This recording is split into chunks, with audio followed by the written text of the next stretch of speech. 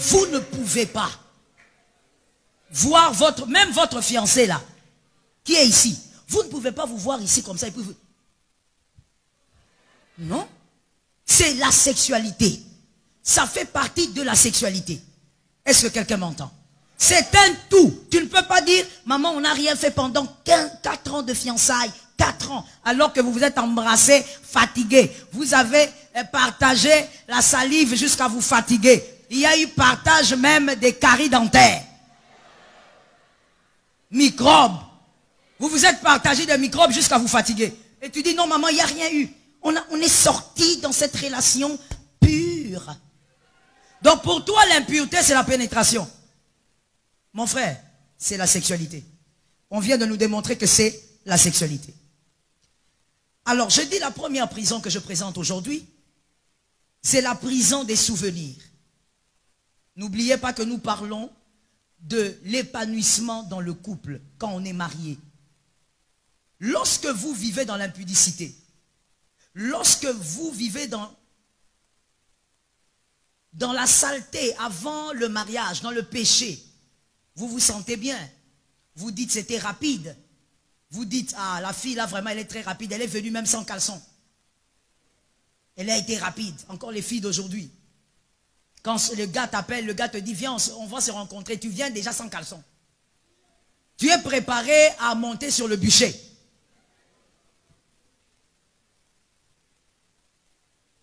Je parle ou je laisse? Il y a une prison qu'on appelle la prison des souvenirs que cette sexualité crée en vous. Lorsque vous serez dans votre mariage, vous allez souffrir, mon frère. Vous savez, vous êtes gracié si des moments pareils sont organisés. Parce que la seule chose que certains couples, des fois même que vous enviez, ne vous disent pas qu'il y a des gens qui souffrent dedans. Certains qui sont chrétiens ne peuvent pas divorcer parce qu'ils ne veulent pas le scandale, mais ils souffrent amèrement. Pourquoi? Parce qu'on ne se moque pas de Dieu. On ne triche pas avec Dieu. Ce que tu as sémé va te rattraper. Ton péché t'atteindra. La prison des souvenirs. Tu vas te marier, mais il y a un problème. C'est que toi, avant de te marier, tu as fait des rencontres. Est-ce que je dois commencer par les hommes ou les femmes? Galanterie, s'il vous plaît. Galanterie.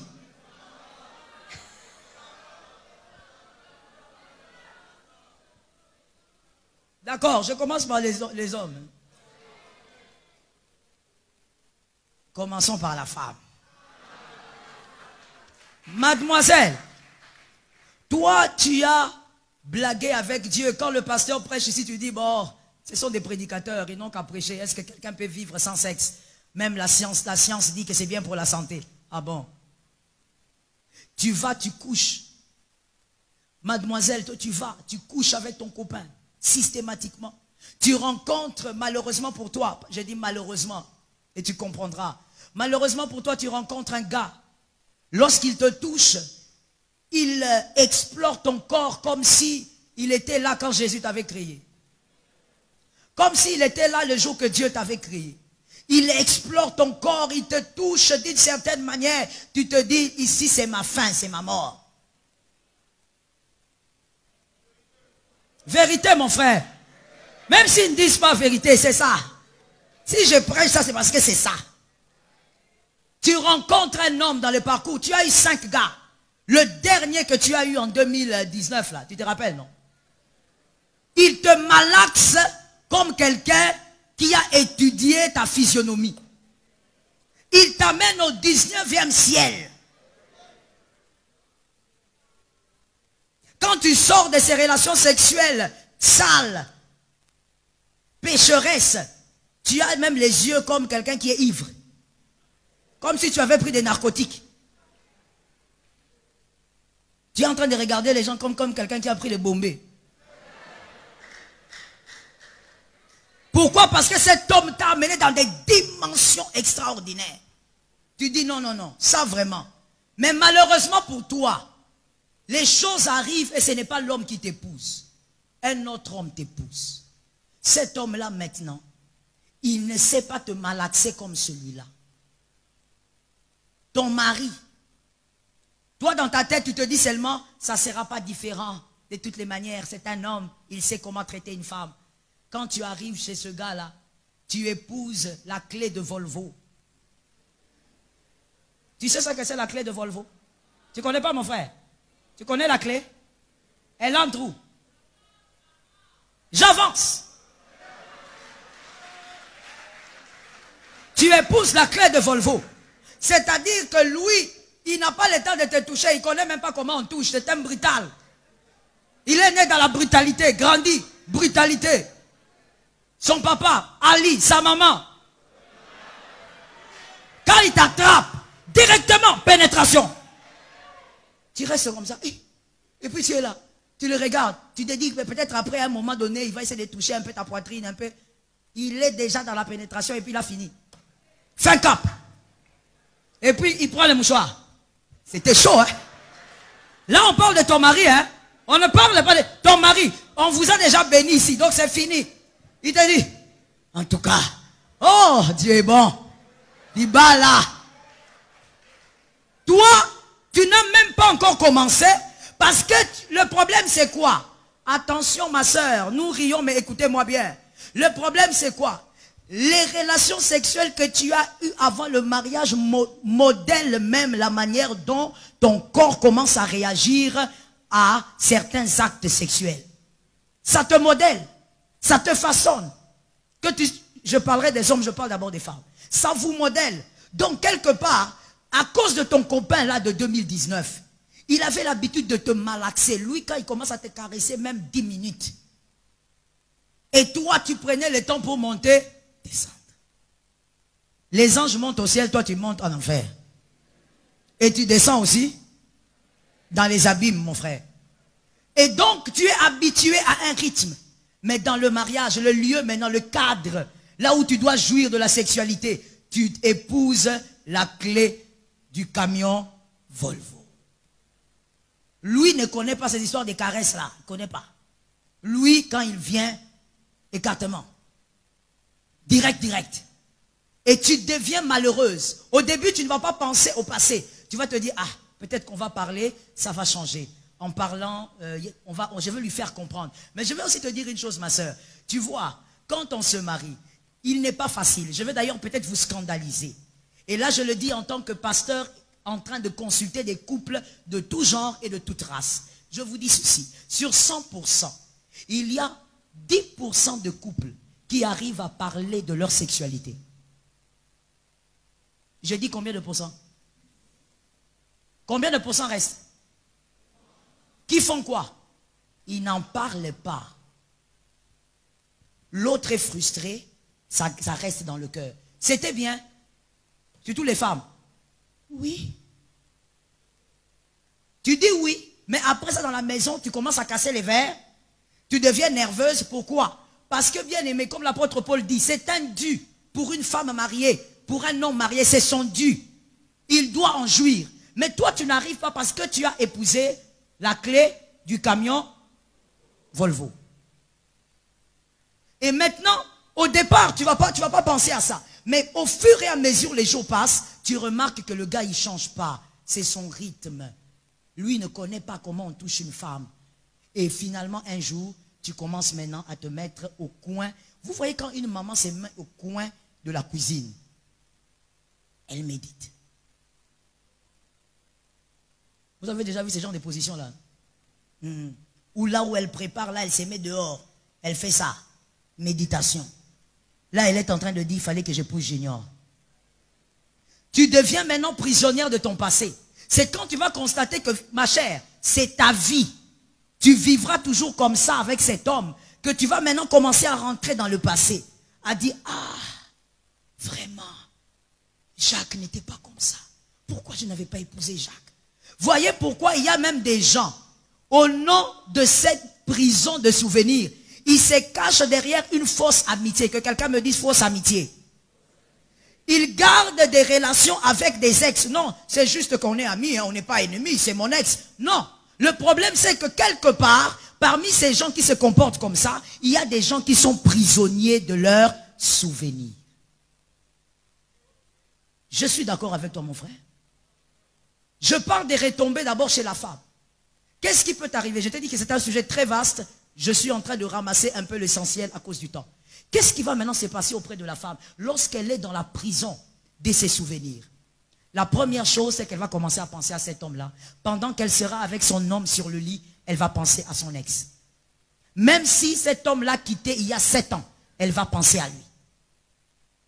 Je connais une femme qui pense à son ex à chaque fois qu'elle est avec son mari. Je lui dis, ma soeur, est-ce que tu sais, tu connais les retombées spirituelles? Elle me dit, maman, je ne veux pas te mentir parce que tu sais, moi j'aime être sincère avec toi. Je ne peux pas faire autrement parce que si je ne pense pas à mon ex, je ne permettrai même pas à cet homme de me toucher. Oui, c'est ce que vous jeunes vous ignorez. C'est ce que le diable ne vous dit pas. Quand tu te laisses comme ça presser les seins là, tu ne sais pas. Tu vas épouser quelqu'un qui ne presse pas les seins. Lorsqu'on te dit, fuis l'impudicité, attention au péché, toi tu le lis seulement à, bon, il faut être saint. Mon frère, ça a des retombées dans la vie de tous les jours et surtout dans ton mariage. Premièrement, tu vas commencer à ressasser. Tu couches avec ton mari, mais toi dans ta tête, c'est l'ex. Tu penses à ton ex. Et voici là où ça va terminer, voici là où ça va déboucher. Voici ce qui va sortir de ce genre de comportement. On appelle ça les démons succubes. Ou même incube, communément appelé mari et femme de nuit. Cet esprit va venir t'habiter. Je me rappelle d'une délivrance d'une sœur. Je lui faisais la délivrance. Et à un moment donné, je sentais qu'il y avait résistance. J'arrête, j'ai dit, on doit parler avec elle plus tard. Je parle avec elle et puis elle me dit, pasteur, tu veux que je te dise la vérité? Je n'ai pas envie que cet esprit parte.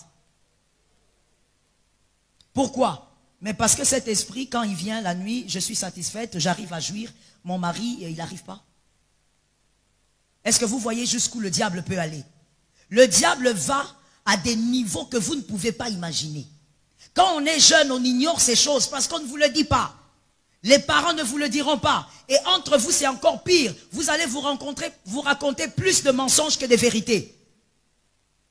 Il y aura un esprit incube ou succube qui va pénétrer la fille.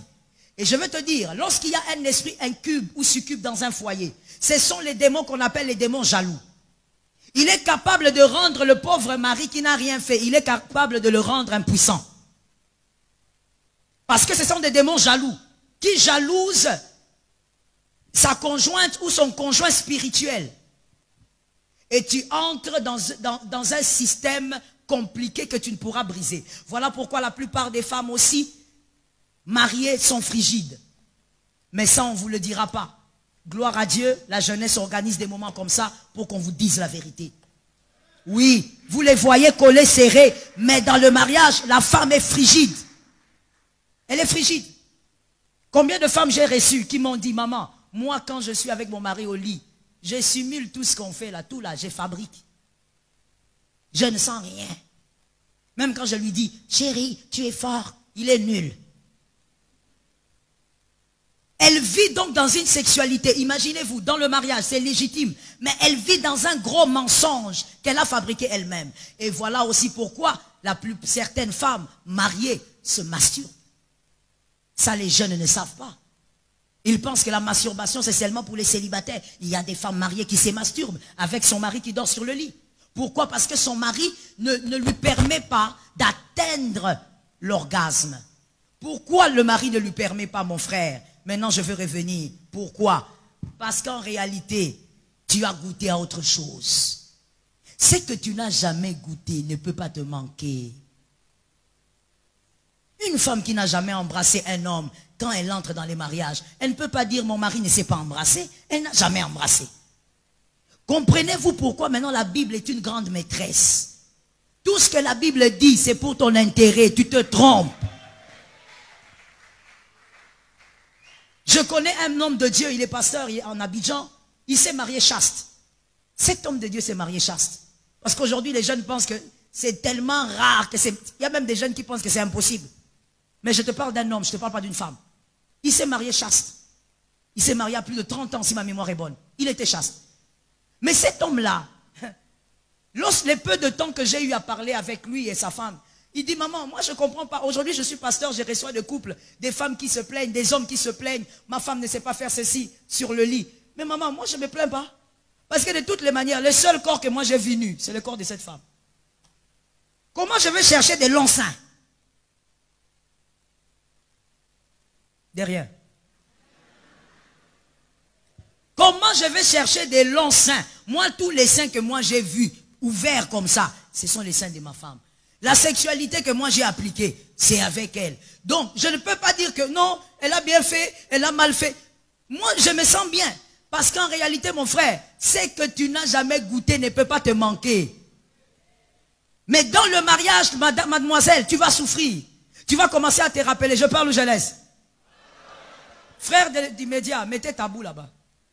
Mettez sans tabou. Je ne veux pas être crucifié, mettez sans tabou.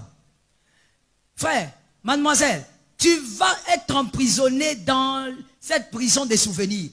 Toi, tu as connu des choses de, je ne sais pas, 15 centimètres. Il y a des enfants ou il y a des adultes à qui je parle.